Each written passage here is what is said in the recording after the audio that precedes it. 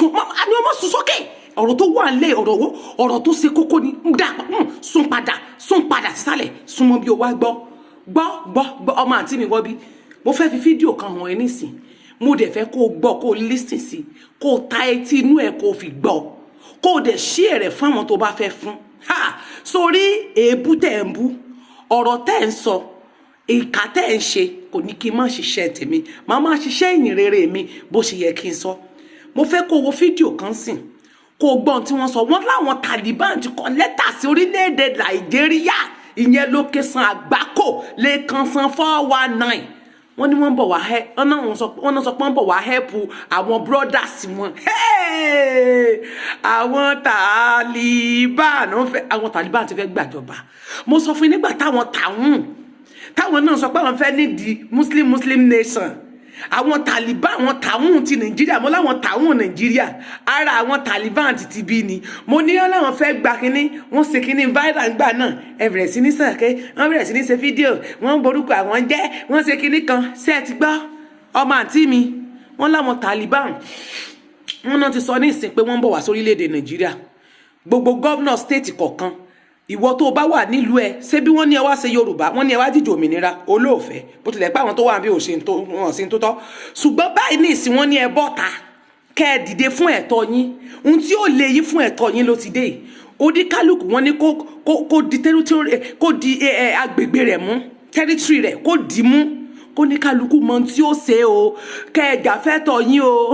ẹ mọ́ fi ọwọ́ mẹ́wẹ̀ẹ̀wá jẹun ogun ló ti wọ̀lú yìí ogun ti dé o ẹ ti gbọ́ nǹkan wíbẹ̀ mi kọ́ mo sọ ọ́ torí sì lẹ́nà ń kó ogun bọ̀ lú o ẹni wọ́n mislead yín wọ́n ṣe kinní kan ti gbọ́ báyìí I'm not misleading anybody o I'm just giving you the news ní o ìròyìn tó ń lọ ni mo ní mú wá fún yín pé wọ́n ní káwọn láwọn Taliban sọ pé wọ́n ń bọ̀ ní Nàìjíríà àwọn Taliban wọn náà sọ pé wọ́n ń bọ̀ wá make orílẹ̀-èdè Nàìjíríà láti sọ di Muslim nation ohun tó ṣẹlẹ̀ nífẹ̀ẹ́ ń dò ní ara ẹ̀ náà ni àwọn tìwó náà wà ń bẹ àwọn tàwọn ẹ̀rí gbogbo nǹkan tí wọ́n ń ṣe wọ́n ní àwọn ò ní gbà àwọn owó tẹ́ ẹ ṣe wọ́n máa ti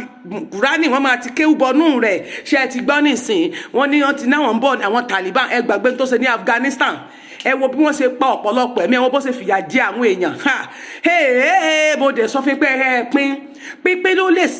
tó lè pé eyín kẹ́ ẹ sẹ́pẹ́rẹ́tì àwọn tó wà ń bẹ́ẹ̀ ti bo orílẹ̀-èdè yẹn jẹ́ àwọn náà kó àwọn ọ̀daràn wọlé tán fi di pé ń tírèènì àwọn èèyàn Boko Haram tó wọlé wọn á dẹ̀ sọ fún yín ẹlẹ́ẹ̀ní gbọ́ mo fẹ́ kó fetí ara ẹ wo fídíò yìí mo fẹ́ kó wo fídíò yìí kò dẹ̀ pin wọ́n ní kẹ́ ẹ di agbègbè yín mú ẹni awí fún ọba jógbọ́ àkúkú kékeré èbú náà lẹ́ẹ̀mọ̀ bú ẹsẹ̀ nu gbásùn èbú yìí náà ni bá a ṣe sọ tó èbú lẹ́ẹ̀mọ̀ bú ìwọ náà bá mi wo fídíò náà kó dẹ̀ pin kó sí ara ẹ ó ṣe. The Afghan Taliban we hear have vowed that they are going to help their colleagues here in creating Islamic State in Nigeria and throughout Africa. So we're waiting for them. We're waiting for them to come. So all of you get ready, defend your communities, defend your territories, defend your ancestral homeland. Some people are trying to take your homeland. Look at how beautiful Ondo is. I spent my NYC year here. I taught at Akoko Anglican Grammar School in Arigidi, Ikare.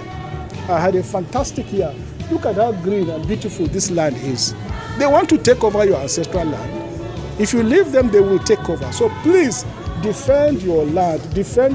with whatever you have. Our leader in the Middle Belt, General Theophilus Yakubu Denchuma, has taught us that we must defend our land. This is the only thing we have to hand over to our children. We inherited it from our ancestors. We are keeping it in trust for our children, and we'll hand over this land to them in one piece. Anybody coming to take your land, you have to face them up. You must defend your land, defend your community, defend your families. Under international law, it is your right. Our laws and our constitution prescribe the right to self-defense. International law makes it clear that any community that faces an existential threat to their survival, they have not only a duty, they have a moral right to take such steps as are necessary